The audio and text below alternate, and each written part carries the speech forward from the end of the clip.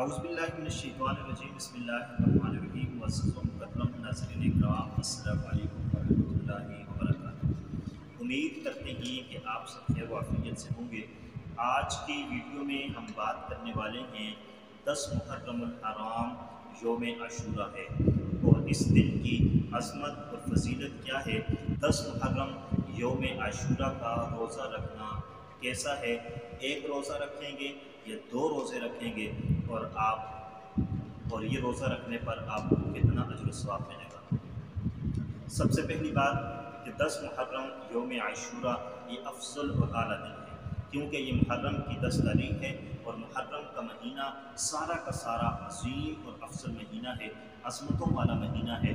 اس مہینے سے اسلامی سال کی ابتدا ہوتی ہے اور پھر 10 محرم یوم عاشورہ رب تعالیٰ نے اپنے 10 انبیاء کو 10 انعامات سے نوازا تھا، اور پھر یہی دن ہے جس دن واقعہ کربلا رونما ہوتا ہے۔ حضرت حسین رضی اللہ تعالیٰ عنہ کی شہادت کا بھی دن ہے، اور اسی طریقے سے واقعہ کربلا میں خاندان نبوت کے 72 افراد کو شہید کیا جاتا ہے۔ یہی 10 محرم الحرام کا دن ہے۔ اس دن روزہ رکھنے کے بارے میں اللہ کے پاک پیغمبر کی حدیث ہے۔ حضرت عبداللہ ابن عباس رضی اللہ تعالیٰ عنہ روایت کرتے ہیں، نبی کریم صلی اللہ علیہ وسلم نے ارشاد فرمایا، جو شخص 10 محرم کا روزہ رکھتا ہے، یوم عاشورہ کا روزہ رکھتا ہے، اللہ تبارک و تعالیٰ اسے 1000 شہیدوں کے برابر اجر و ثواب عطا فرماتا ہے۔ اور پیغمبر علیہ السلام نے فرمایا تھا، اگر آئندہ سال میں زندہ رہا تو میں 9 اور 10 محرم یا 10 یا 11 محرم کا روزہ رکھوں گا۔ 10 محرم کے ساتھ ایک دن اور ملا کر روزہ رکھوں گا، ایک نہیں بلکہ 2 روزے رکھوں گا۔ کیوں؟ اس لیے کہ 10 محرم کو یہودی بھی روزہ رکھتے ہیں، اور وہ اس لیے رکھتے ہیں کہ موسیٰ علیہ السلام کو اللہ نے فرعون سے نجات عطا فرمائی تھی، تو یہی 10 محرم کا دن تھا۔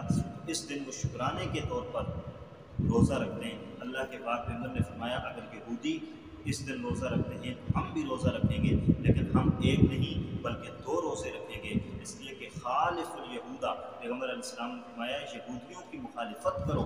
یہودی اگر اس دن ایک روزہ رکھتے ہیں تو تم 2 روزے رکھو، تم 9 محرم اور 10 کا رکھو یا 10 محرم یا 11 کا رکھو۔ اس لیے 2 روزے رکھنے چاہیے تاکہ یہودیوں کی مخالفت بھی ہو جائے اور پیغمبر علیہ السلام کے حکم کی اتباع بھی ہو جائے، اور اس کے ساتھ ساتھ اس کا ہمیں زیادہ سے زیادہ اجر و ثواب بھی ملے۔